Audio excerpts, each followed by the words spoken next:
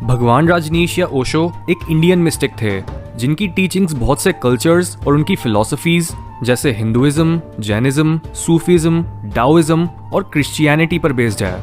ओशो हमेशा मानते थे कि जिंदगी कोई बोझ या फिर दुख का कारण नहीं है, बल्कि वो तो एक उत्सव है और जिंदगी को सिर्फ वही लोग समझ सकते हैं जो इसमें मतलब नहीं ढूंढते, बस इसके साथ नाचते हैं, इससे प्यार करते हैं, हंसते हैं, गाते हैं और रोते हैं।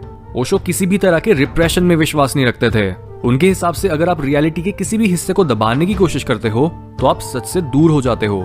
जिंदगी जीने का सही तरीका है उसे एज इट इज जीना और बिना भेदभाव के हर चीज को एक्सेप्ट करना। ओशो की किताबें और उनके डिस्कोर्सेज आपकी पर्सनल ग्रोथ में आपको बहुत आगे ले जा सकते हैं। इसलिए इस एपिसोड में हम ओशो के दिए 4 बहुत जरूरी लाइफ लेसन्स को डिस्कस करेंगे। Lesson 1, no need to renounce. Osho की जो बात मुझे पर्सनली बहुत अच्छी लगती है वो है उनका होलिस्टिक जीने का तरीका, क्योंकि वो गुरु ही क्या जो सच की तलाश में जीवन को ही ना बोलना शुरू कर दे और अपने शरीर या दूसरे इंसानों को कष्ट पहुंचाए। जहां कई लोग अपने बीवी बच्चों और घर को छोड़कर सच की प्राप्ति के लिए सांसारिक जीवन से दूर चले जाते हैं, वो अपने बच्चों को एक तरह से अनाथ और बीवी को विधवा बना देते हैं। ऊपर से वो खाने को भी त्याग देते हैं और अपने शरीर को भी टॉर्चर करते हैं, जबकि असलियत में सच को जानने के लिए किसी तरह के रेनंसिएशन यानी त्याग की जरूरत नहीं है। ओशो बोलते हैं कि बिना मटेरियल चीजों को त्यागे भी संन्यास लिया जा सकता है अगर आप इस बात को समझ लो कि आपने किसी चीज को कभी पकड़ा ही नहीं था और जिस चीज को आपने कभी पकड़ा नहीं उसे आप छोड़ोगे कैसे। ओशो अपने डिस्कोर्सेज में अष्टावक्र गीता में दिए लेसन को समझाते हुए बोलते हैं कि जब राजा जनक अष्टावक्र को ये बोलते हैं कि वो सच की प्राप्ति के लिए अपना महल और राजगद्दी भी छोड़ने के लिए तैयार हैं, तब अष्टावक्र उन्हें समझाते हैं कि नहीं, तुम निर्मल हो जिसे किसी चीज ने कभी छुआ भी नहीं है। तुम कुछ भी छोड़ या अपना ही नहीं सकते क्योंकि तुम बस एक दृष्टा हो। तुम प्योर अवेयरनेस हो जो हर चीज को होते हुए बस ऑब्जर्व करता है। जो चीजों को पकड़ता और छोड़ता है वो तुम नहीं बल्कि तुम्हारा मन है।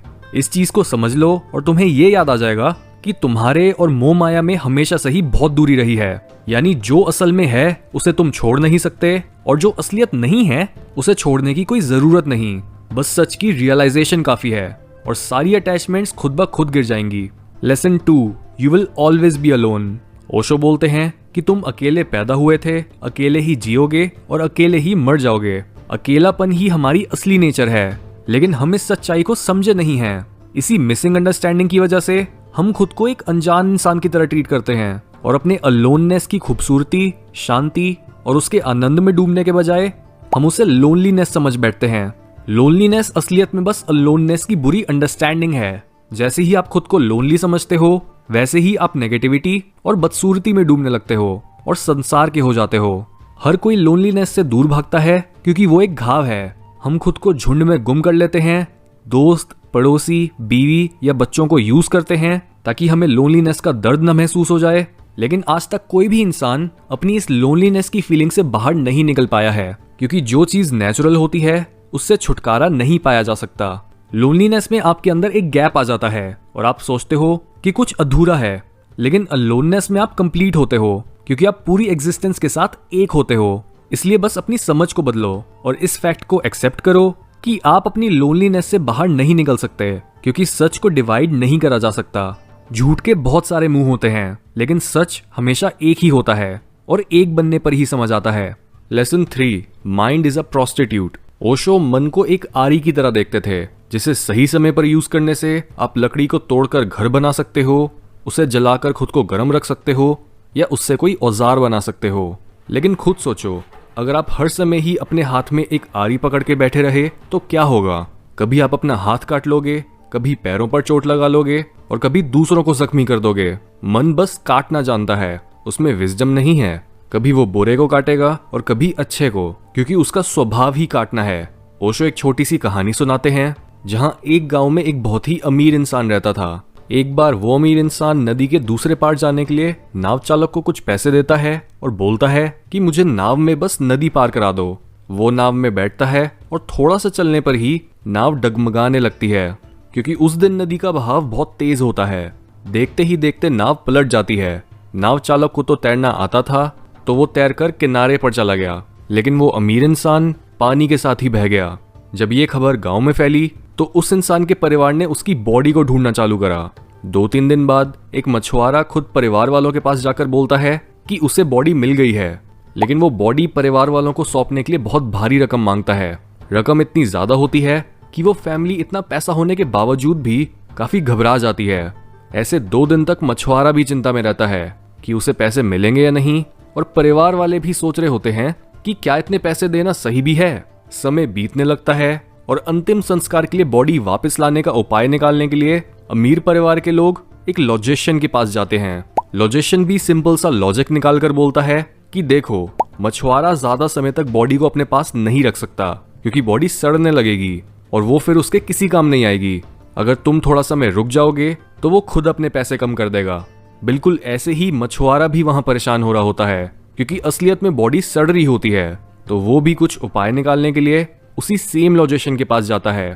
लॉजिशियन उसे भी यही बोलता है कि तुम जल्दी मत मचाओ, परिवार अंतिम संस्कार के लिए कहीं और से कोई बॉडी नहीं ला सकता, उन्हें तुम्हारे पास ही आना पड़ेगा और वो तुम्हें मुंह मांगी कीमत भी दे देंगे, तुम बस ढील मत छोड़ो।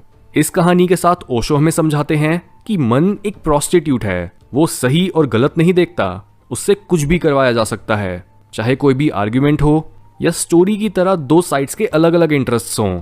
बुद्धि दोनों साइड्स का काम कर देगी और हर तरह की आर्ग्यूमेंट पेश कर देगी। इसलिए सच को जानने के लिए अपने मन या बुद्धि पर रिलाय नहीं करा जा सकता। लॉजिक आपकी बात को भी सही प्रूव करने की कोशिश करेगा और आपके दुश्मन की बात को भी। लॉजिक को अपना यार मत बनाओ, वो तुम्हें धोखा देगा। लॉजिक और मन के पार जाओ। तुम्हारे अंदर एक इंटेलिजेंस ऐसी भी है जो कोई पक्षपात नहीं करती और वो कभी चेंज नहीं होती। मन की अटैचमेंट सेपरेशन का इल्यूजन क्रिएट करती हैं, लेकिन जैसे ही आप अपनी अटैचमेंट से दूरी बना लेते हो वैसे ही आपका मन भी शांत हो जाता है और तब आप वाइज बनते हो। विजडम इटर्नल है और लॉजिक टेम्परेरी। दुनिया इलॉजिकल है, इसलिए तुम भी लॉजिक के पार जाओ, वरना तुम्हें सच की कभी प्राप्ति नहीं होगी। Lesson number 4, don't hurry and what is meant to happen will happen. Osho ने कभी भी एम्बिशन यानी महत्वाकांक्षा को ज्यादा इंपॉर्टेंस नहीं दी है, क्योंकि उनके हिसाब से एक इंसान की ग्रोथ उसके खुद के टैलेंट्स और खुद की पोटेंशियल को नर्चर करने से होती है। आप दूसरों की सक्सेस को देखकर ये तो डिसाइड कर लेते हो कि आपने भी उनके जैसा ही बनना है, लेकिन आप ये नहीं समझते कि उस इंसान की जिंदगी का रास्ता आपकी जिंदगी से अलग है। आप सबसे ज्यादा ग्रो तब करोगे जब आप किसी से कम्पीट नहीं करोगे और बस खुद के अंदर मौजूद बीज को बढ़ने के लिए सही एनवायरनमेंट और सही नॉलेज दोगे। ओशो बोलते हैं कि अगर तुम मांगोगे नहीं तो मिल जाएगा, अगर तुम बढ़ने की इच्छा छोड़ दोगे तो बढ़ जाओगे, और अगर तुम खुद को उससे अलग नहीं समझोगे तो तुम भी वही बन जाओगे। यानी आपकी डिजायर्स मैटर नहीं करती, क्योंकि आपको नहीं पता कि आपके लिए क्या चीज बेस्ट है। इसलिए खुद के गोल्स मत बनाओ, आप ऑलरेडी कई गोल्स को लेकर पैदा हुए हो। अगर आपने खुद को सही तरह से ग्रो होने दिया और अपने हर इंटरेस्ट को फॉलो करा तो आप खुद ही अपने सारे गोल्स को पूरा कर लोगे। अगर आप बीच में कोई अड़चन ना डालो तो जो होना है वो होकर रहेगा। अगर आपके अंदर अमीर बनने की पोटेंशियल है तो आप बन जाओगे, और अगर आप सच जानने की भूख के साथ पैदा हुए थे तब भी आप एक ना एक दिन सच को जान ही लोगे। इसलिए जल्दी मत मचाओ, अपने अंदर जिंदगी को होने दो, वो खुद ही तुम्हें तुम्हारी सही जगह पर पहुंचा देगी।